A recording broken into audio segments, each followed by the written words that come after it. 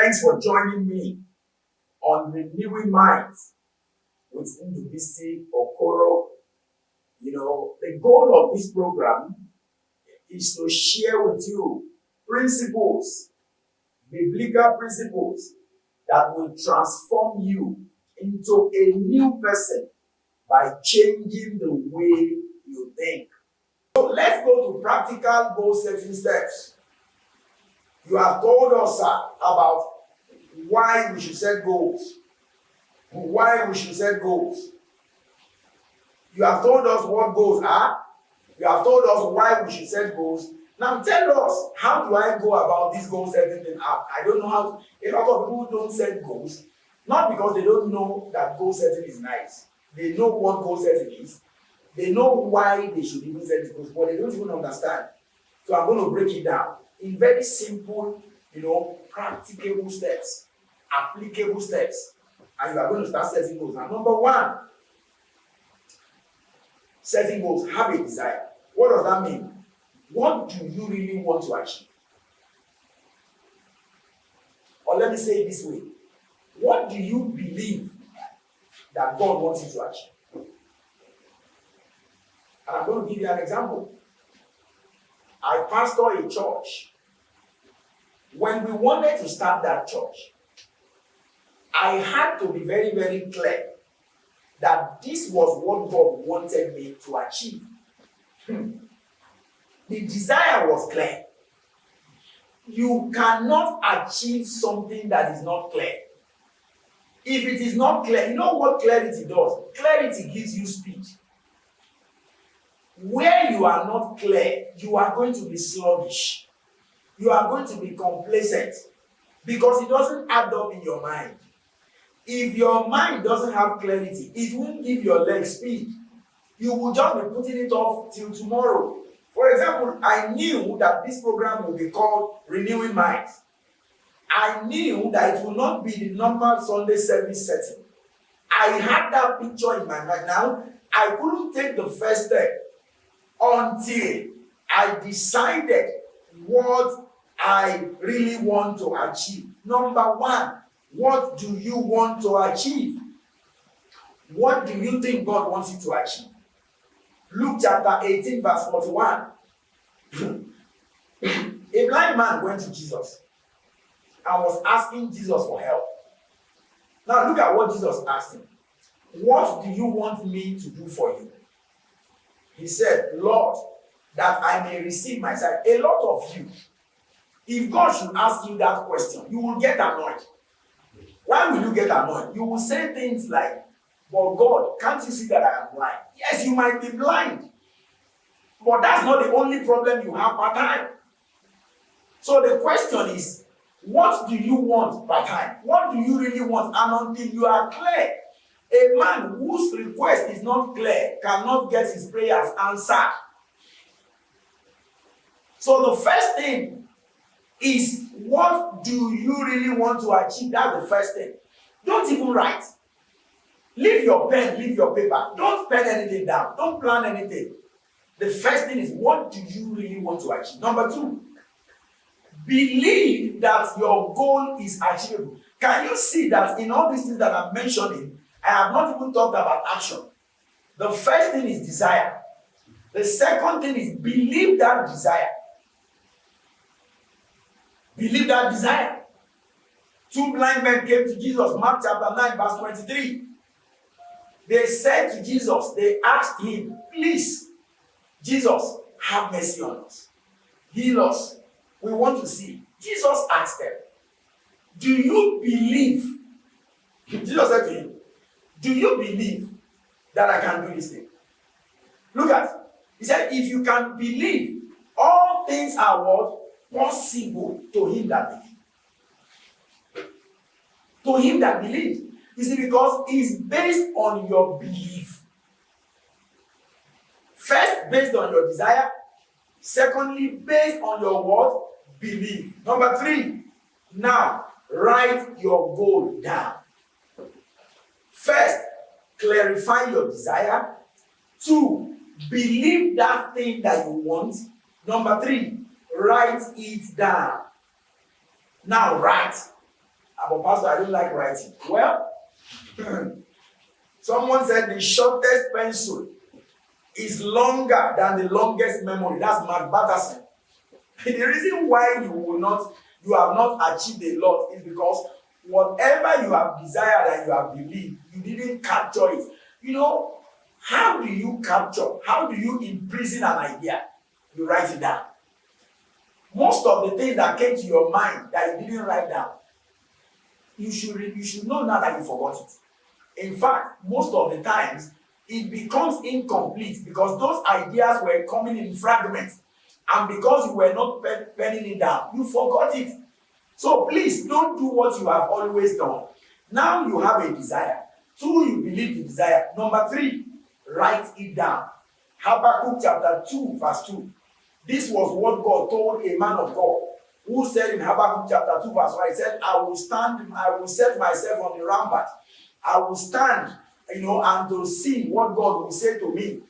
He began to ask God questions. Can you imagine? When God will speak to him in verse 2, the first thing God said to him was, and then God answered, write this, write what you see, write it out in big block letters so that it can be read on the road. Can you imagine? This man of God was waiting on God to speak to him.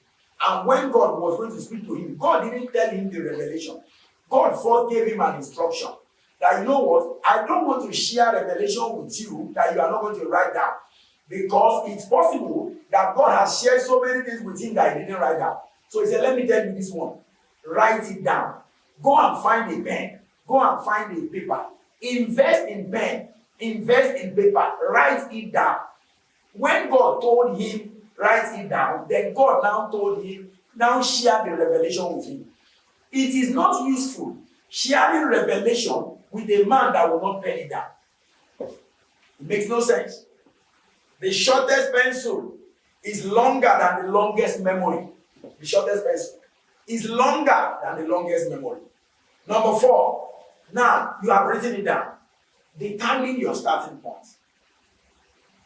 I think this thought came to my mind last week. I have always had it said that think big, Abby, and start small. Yes, I said it for so many years. But last week, I was just meditating and reflecting, and suddenly it hit me. I said, think big, but start with what you have. And because small is relative. My small is not your small.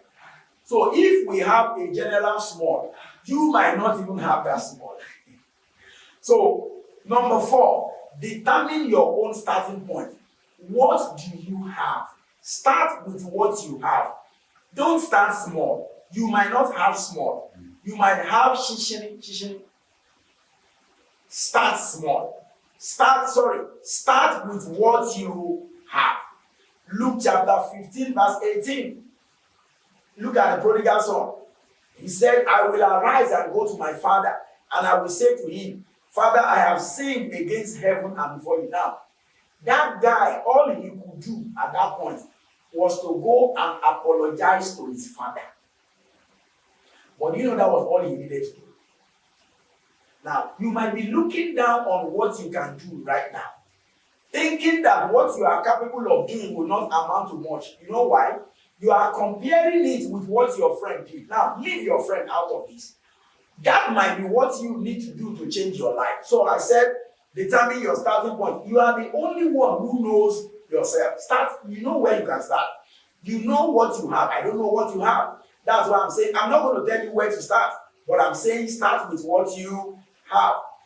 Somebody said the journey of 1,000 miles starts with one step. Now, if you can't take one step, start with half step. If you can't take half step, start with quarter step.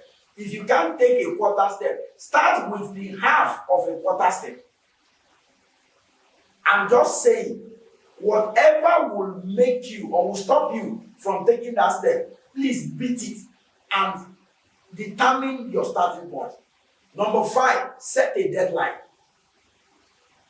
Set a deadline.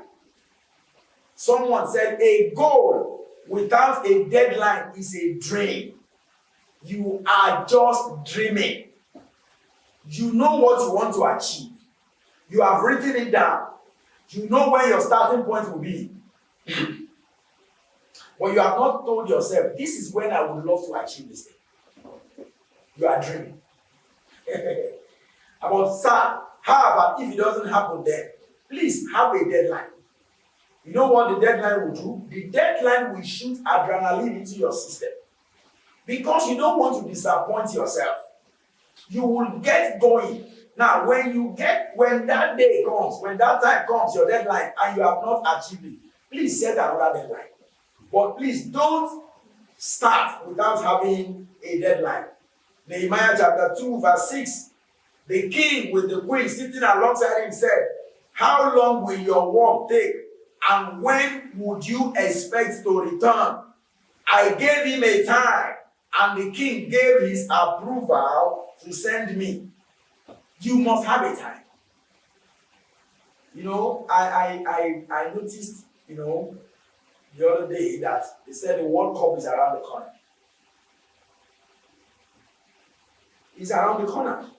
They have a date when they will start the World Cup. They have a date when they will end the World Cup. Now, they even planned that date before they gave the hosting right to the nation that will host it. What does that tell you? The reason why you have not been able to achieve anything is because you don't have a starting point and you don't know when you will end. Your mind doesn't work that way. Your mind doesn't respond to such requests. Your mind won't even go to work because your mind knows that you are just dreaming. So why don't you wake up from that your dream and take practical steps? Number six, identify the obstacles in your way. But you must understand that there are known obstacles and there are unknown obstacles. Identify the ones you can identify. That's the known ones. And the unknown ones, leave them.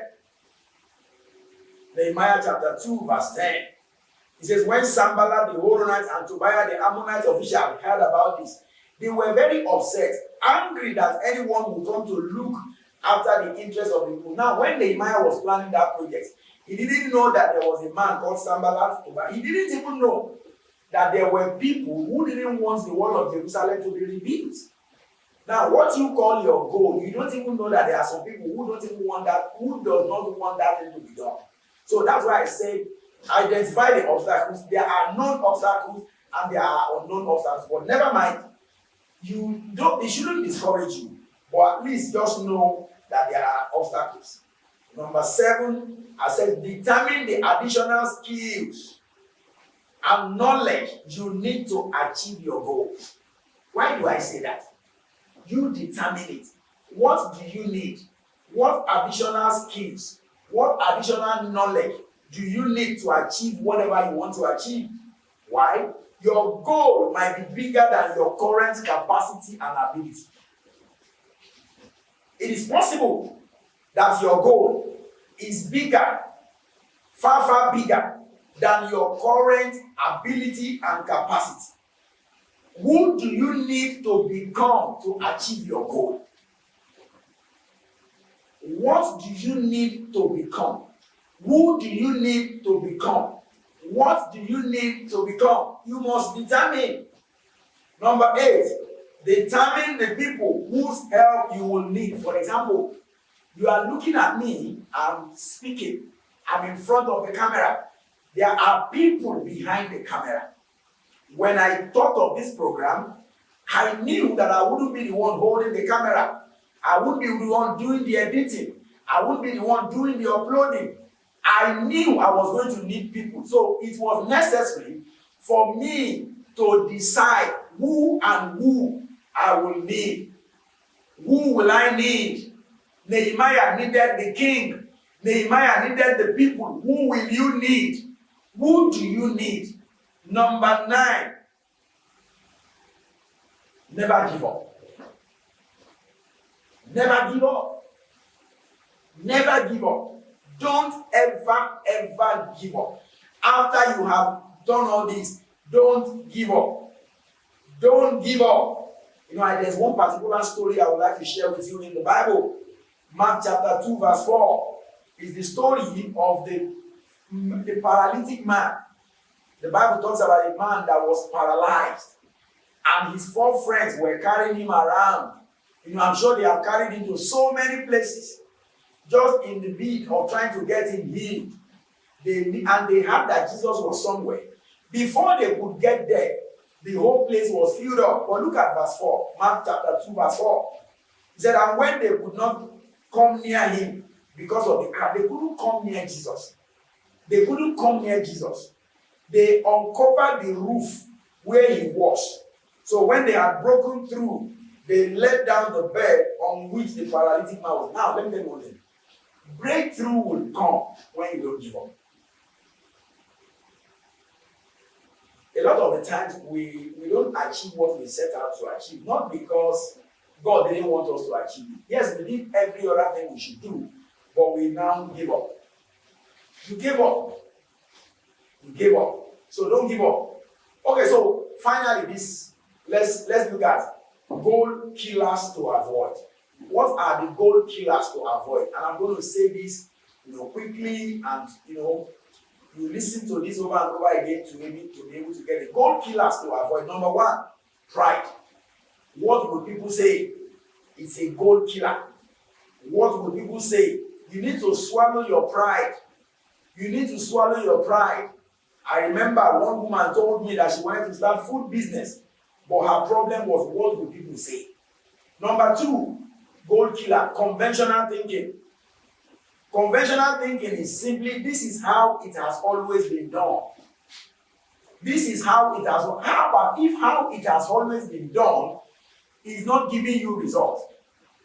You go with conventional thinking. So in pursuing your goal, leave out convention is a goal killer.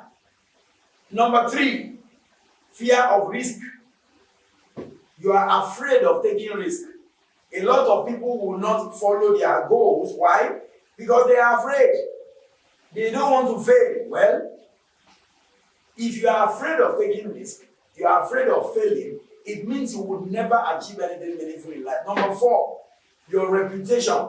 Let me share with you my own definition of reputation. I said the reputation is the killer of manifestation. Your reputation, what you have achieved, can come between what you should achieve. I like the story of this man in the Bible, a wealthy man called Zacchaeus. He wanted to see Jesus, but the Bible mentioned that he was a very short man.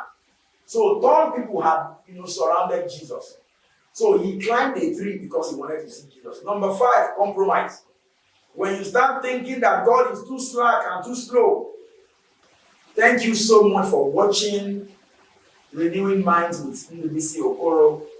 For questions and feedbacks and comments, please do reach out to me on any of my social media handles, on Facebook, on Instagram, on YouTube, on WhatsApp. I have my phone number there on WhatsApp, and can send your comments and whatever, to even reach out to me for speaking engagements. You can just send me a message on any of my social media handles. Thank you so much, and God bless. Bye.